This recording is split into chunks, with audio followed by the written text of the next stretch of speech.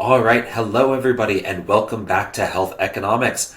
I am your lecturer, Liam Puckneys, and today we are going to be discussing implicit health insurance. So we've talked a lot about sort of the theory of health insurance with moral hazard and adverse selection, as well as risk aversion. Why might people want insurance in the first place?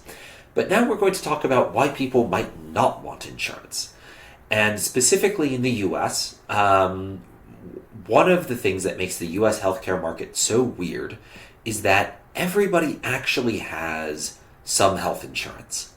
And so as a result, and that health insurance is higher the lower your income is. And I'll show you evidence of this later on, but let's just consider the following scenario, right? So in the middle of a contentious Settlers of Catan game, a friend pulls a gun on me and shoots me in the face, right? Happens to the best of us, right? I survive, but I require urgent medical care, right? Also, my face is ruined, right? So I might die and my face needs to be reconstructed. This is a really expensive set of procedures I need to get, right? And to make things worse, I just lost my health insurance because I had been poorly behaved at game night with my company, right? I had cheated the boss at Monopoly. And so, first of all, I should probably get a control over my board game behavior. But secondly, this is terrible. I can't afford the treatment, right?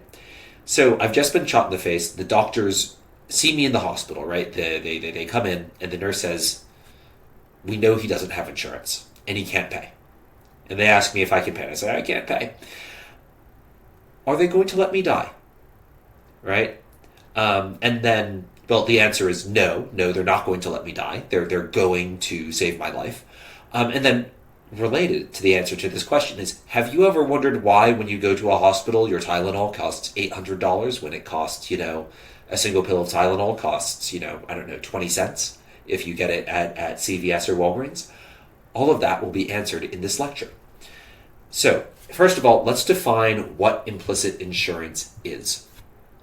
Implicit insurance is financial protection against a risk that arises informally or indirectly without a formal insurance contract or government insurance program, right? So basically, it's any time you are insured against something, but unofficially, right? You don't have insurance, you didn't buy insurance, and you didn't get it through the government, at least not officially through the government, right? So an example would be hospitals providing care to uninsured patients without payment, right? So if I can't pay the bills after I've been shot in the face, the hospital says, all right, you don't need to pay the bills. Providers forgiving bills, right? It could be that,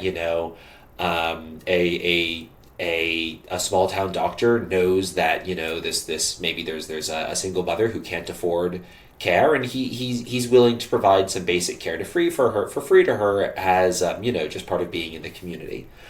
And then it would also include families and communities covering medical expenses. But we're really going to focus on hospitals providing care to uninsured patients here because we have good data on that and the numbers are remarkable. So let's start with sort of some background information on implicit insurance and uncompensated care. So uncompensated care is when I receive health care, but I don't pay the doctor for it, right? So I get shot in the face. I tell the hospital, sorry, I can't pay. And the hospital sort of throws up their hands and says, I don't know what we're going to do, right? I mean, hospitals don't send debt collectors after people, right? A hospital isn't going to break your legs if you can't pay off your medical debt. And so there's not much a hospital can do if you just tell them you're not going to pay their bills. And that's called uncompensated care, right? When someone receives care they don't pay for, it's uncompensated. So the U.S. is unique among sort of industrialized countries in having a large share of population without health insurance, and this is true even after the Affordable Care Act, also known as Obamacare, right? So the U.S. somewhat uniquely has a really big portion of our population that's on paper uninsured. But are they really uninsured, right? Because consider this. Hospitals are required to treat the uninsured, right? That due to the Emergency Medical Treatment and Active Labor Act, or EMTALA, if you've heard of EMTALA before, right? It requires hospitals to give, if I get shot, hospitals need to treat me even if I can't pay. Medical ethics require that hospitals treat me even if I can't pay, right? Being a doctor or a nurse is a profession that has a code of conduct that requires you give people life-saving care even if they can't pay, right? So doctors and nurses have an ethical obligation to give care even if people are uninsured. And then also many hospitals are nonprofits, right? So that doesn't mean they're selfless, but it means their goals are not necessarily to generate profits for shareholders. And so you might think, maybe nonprofit hospitals are going to be more likely to treat people without insurance and even if they don't get paid for the treatment. And you'd be right, actually. We do see that nonprofit hospitals really bear the burden of this uncompensated care. So in practice, hospitals are the insurers of last resort in the U.S., right? So if you don't have health insurance, if you can't pay your hospital bills, the hospital eats the cost. They pass some of this on to consumers.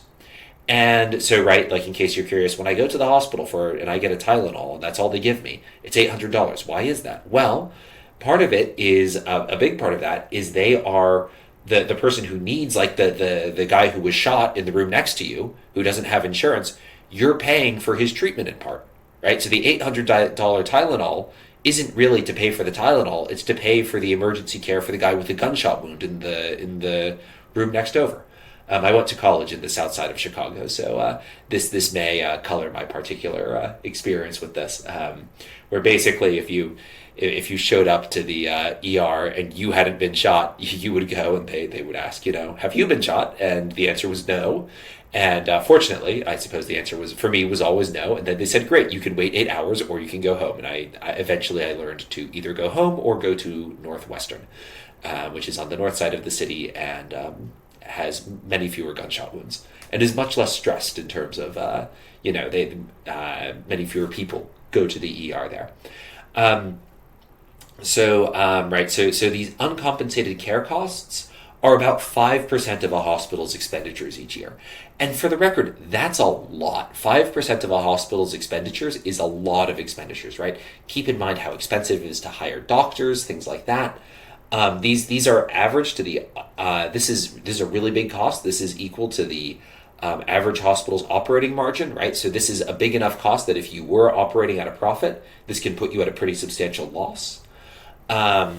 This is 25% of Medicaid payments, annual Medicaid payments to hospitals, right? So Medicaid, right? Big insurance program. And it's so to have costs equal to 25% of annual Medicaid payments is big. That's huge. That's remarkable. So at this point, you might be saying, okay, Liam, this, what you're telling me makes sense, right? Hospitals cost a lot of money, right? When I get minor treatments, right, they charge a ton of money. But this is a little unbelievable, right? The idea that you can just not pay your medical bills or that, the idea that, insurance, you have all this implicit insurance, and so if you're low income, or even relatively high income and you're not insured, you're not going to pay your full bills. That's a little rich. I'd like to see some data on that. I'd like to see some numbers. And fortunately for you, actually, there is a new working paper that, to my knowledge, just came out in the past year by Lee Lockwood that assembled data on exactly this. So this is a graph where on the x-axis, this is annual charges. This is initial charges, right? So this is when you get the hospital bill, this is the initial bill. And then on the y-axis, this is kind of hard to read, so ignore it. But just take my word for it. The y-axis is total charges for once you account for both health insurance and out-of-pocket expenditures, right? And so the orange are the insured, right? And so you'll notice, first of all, everybody's getting a discount, right? The insured pay the highest; they pay the most out of anyone, given for any given baseline hospital bill, right? The insured are between them and their insurance company, they're going to pay the most, but they receive a discount, right? So, for instance, let's say you give a $20,000 bill to somebody who's insured. In practice, they and the insurance company together, right, is only going to pay about $15,000 of that, right? So even the insured, right, have big discounts on their medical bills. Even right, the face value of a bill, nobody's going to pay the face value of a bill, basically. Even insured people, right, when you take into account both what their insurance is paying and what they are paying, right, those two things combined are still less than the face value of the bill, right? Insurance companies negotiate with hospitals, they lower the costs of procedures, right? And so that's the first thing to note, right? So you can see for people who have insurance, they pay a very small they pay most of their medical bills, but even they get a big discount.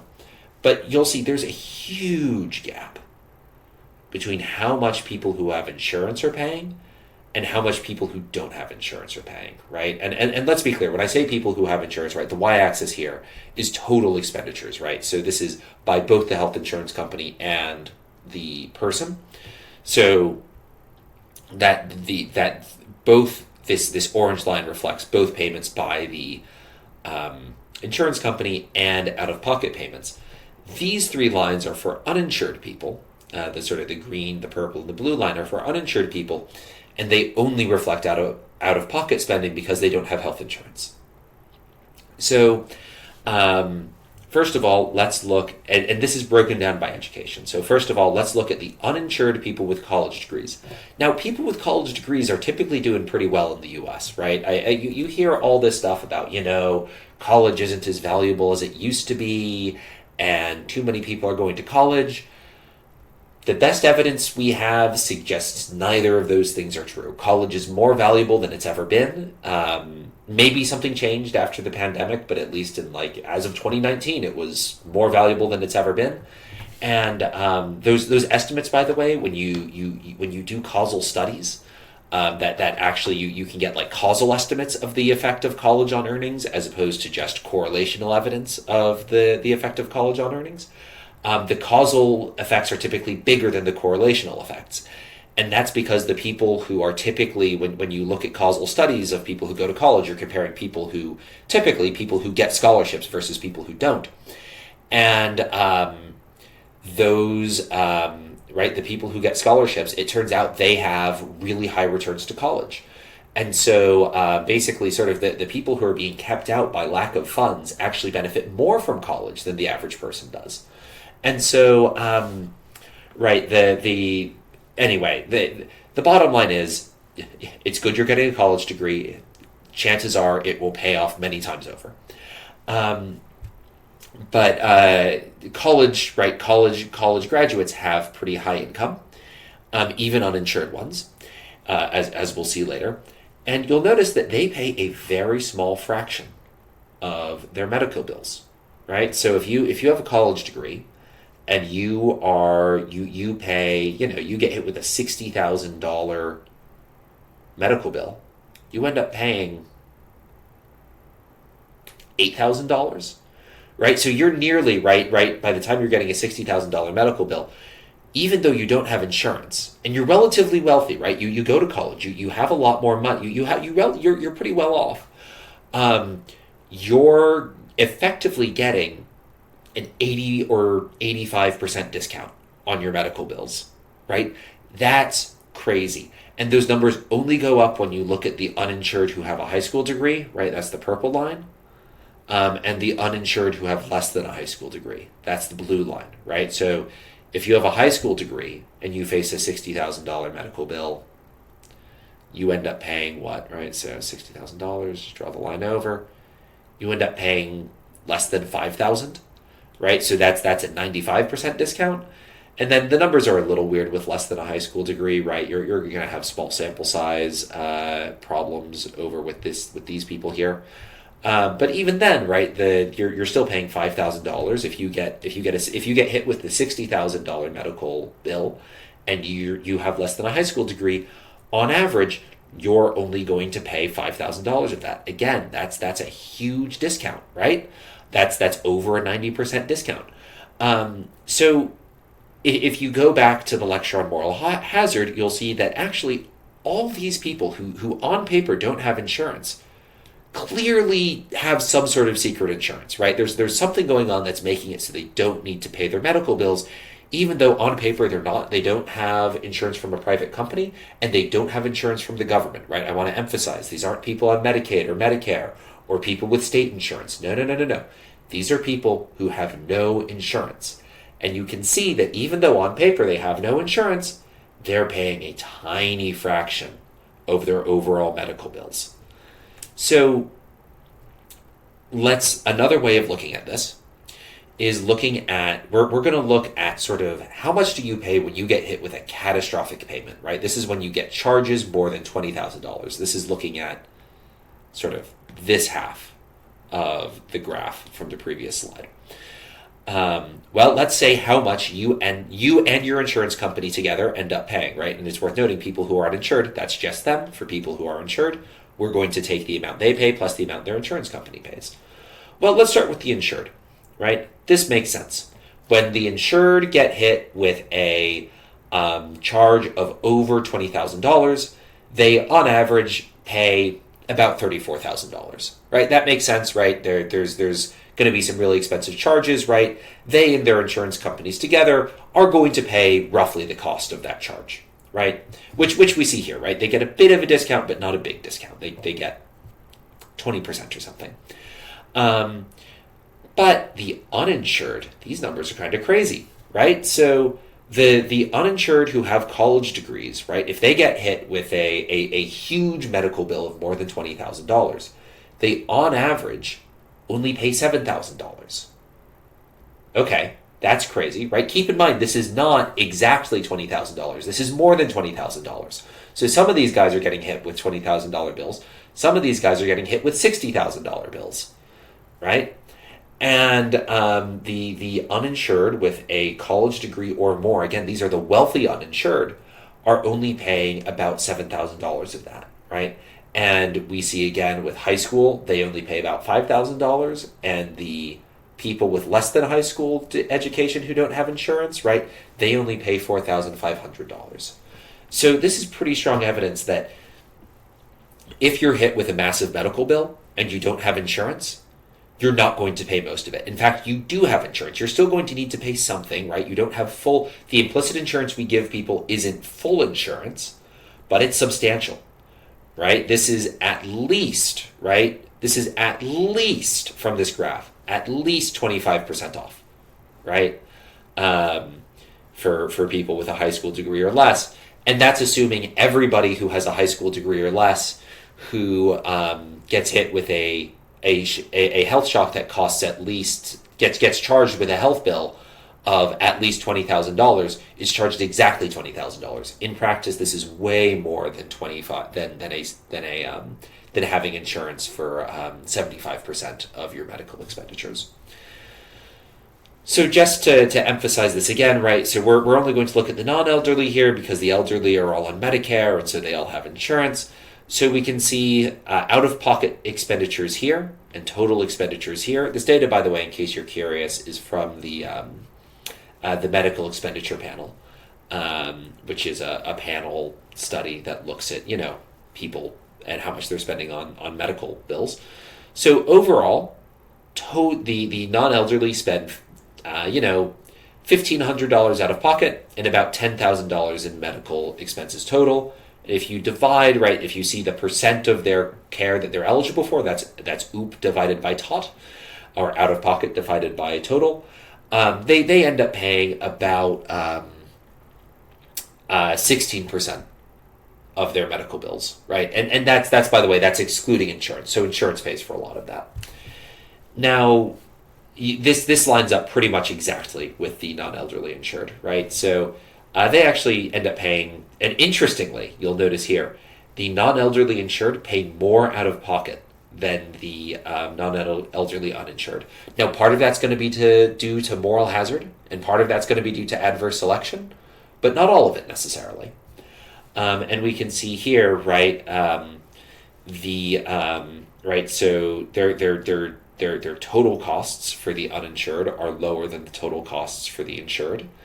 And, on average, the uninsured pay about 40% of their medical bills, and the non-elderly insured pay about 16%, right? So again, they're not as insured as people who have formal insurance, right? People without formal insurance are their insurance is a lot worse. But for most medical bills, they're still insured about 60%, right? And here we can notice, right, just some things to note about the difference between the insured and uninsured. The insured have much higher income than the uninsured. This is data from the panel study of income dynamics, by the way, which is another long-running survey. But we can see here that the income for the insured is much higher than the income for the uninsured, and the insured also have higher consumption. They consume more than the uninsured do. So what should we take away from Lockwood, right? Well, this is very strong evidence for implicit insurance, right? Even like the uninsured, right? They're only paying about 40% of their medical bills, right? That's 25% more than the than the insured are paying, but still that's a substantial insurance, right? That's still 60% insurance, and it gets to much higher than 60% for catastrophic coverage, right? Like when you get to the really high levels of insurance of health charges, when you get to catastrophic levels of health charges, their insurance is actually more than 40%, right? It's as we discussed here, it's at least 75%, right? It's much more than the 60% insurance we see they have here, right? They only pay 40% of their costs, so they are insured for 60% of their costs implicitly. The other thing is that implicit insurance gets fuller the lower your income is, right? So you'll notice, right, the uninsured with less than a high school degree, right? These are the people with the lowest incomes, have much lower medical expenses than conditional on having a catastrophic medical expense. Their medical expenses are lower than the people with high school degrees, which are lower than the people with college degrees. So not only do we have implicit insurance, our implicit insurance gets higher the lower our income is, right? So this means health insurance is a really weird form of insurance in the US. Because if you buy health insurance, it's protecting you from bad incomes when things are going well, right? So health insurance matters more the higher your income is, because you have less implicit insurance when you have more income. That's really weird. And it actually makes health insurance, as the sort of standard insurance contracts we've been discussing here, anti-insurance, in that they pay more in good states of the world. When my life is going well, I have lots of income, I'm making a lot of money. In that case, health insurance is worth more to me, right? Which makes health insurance kind of anti-insurance, right? Sure, it's insuring you against a bad outcome, but it's a bad outcome when your life is going well, right? Because you have implicit assurance against bad health outcomes when your life is going poorly.